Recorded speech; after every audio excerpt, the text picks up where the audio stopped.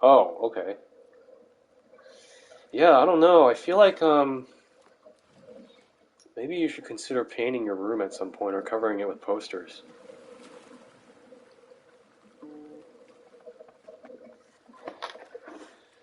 Yeah,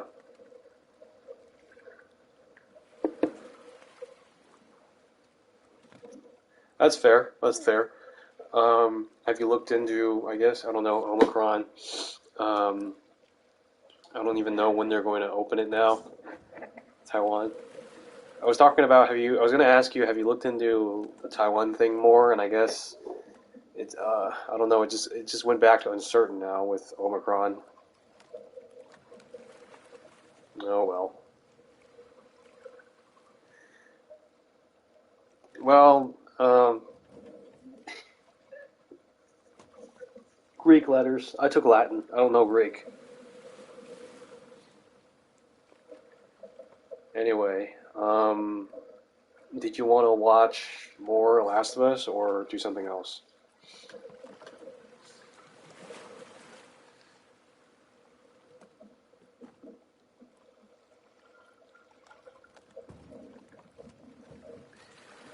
Well, you want to know what happens next, right? Like, I mean,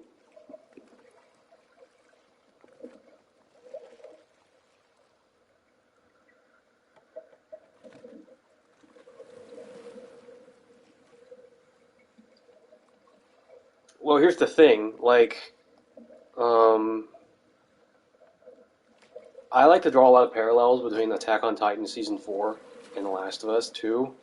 I don't know if I've mentioned this, but there are striking similarities.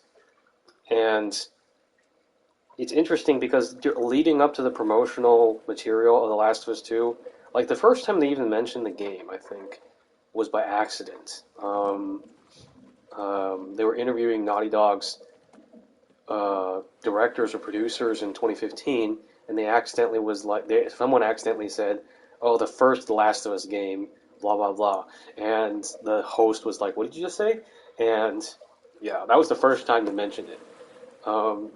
They officially announced it a year later in 2016 um, with a trailer, kind of a CG trailer, an in-engine trailer that shows Ellie and Joel.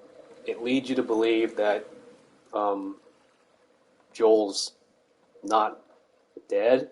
And they actually use this whole marketing line to make you believe that Joel's not dead right up until the game actually released.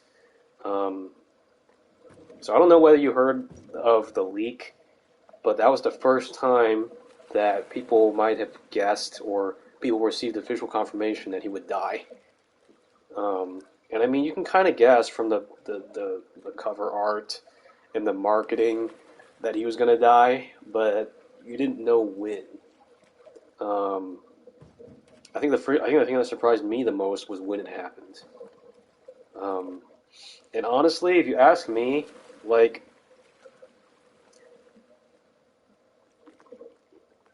this game has like some of the most toxic discourse surrounding it I've ever seen in video games, and I honestly don't understand why. Because to me, Joel was never like a good person.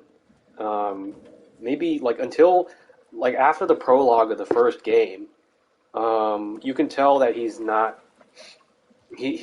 Like to his own admission, he's been on both sides. When Ellie asks him, "Did you kill a lot of innocent people?" Um, he doesn't answer, so the answer is probably yes. But up until he meets Ellie, he's been a hardened survivor and killer.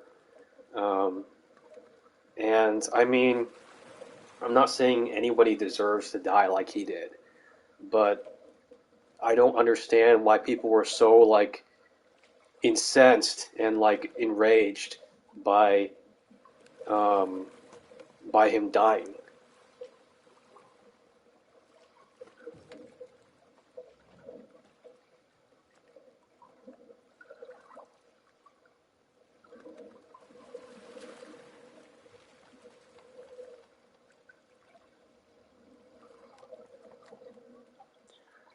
Well, you're close. You're close, but like it's more than that. It's more than that. Like I don't really want to spoil it for you, but the main theme of this game is that there's two sides to every story. And I think that in general, Neil Druckmann, the director, well, the creative director of both games, described the first one as a game of love, and the second one as a game of hate. And I think it's pretty accurate. The second one is a lot. I mentioned before, it's a lot more dark and depressing. Somehow, that's if that's even possible, than the first. And it's a lot more violent, like significantly more. If you thought the first one was violent, this one's even more violent. I don't even know how that's possible, but yeah. Um, Either way, I don't know. I feel like I really like both games. I tend to prefer the second because of the gameplay, but I think they're both really good. So it's up to you. Um, you know,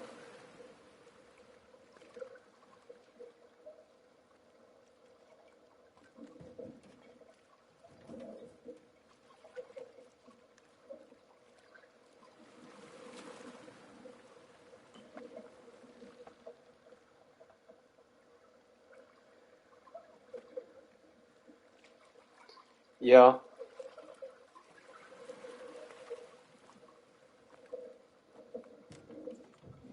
yeah. Well, I will say that I cannot stream my Switch. I've tried to look for a way. It doesn't exist unless you have a capture card. Um, so probably the only thing I can stream is my PS5. I've been playing Control over the past few days, and I actually finished the story. Um,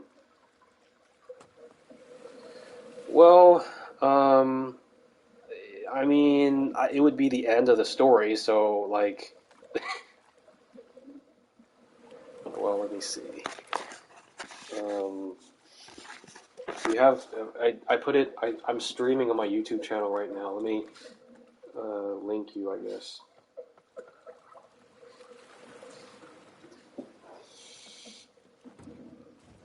I find that it's better than I don't know. It seems better than Twitch for me.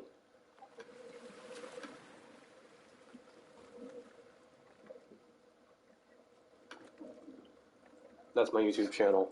I don't use it that often. It's only when I need to show other people streaming. Let me quit this.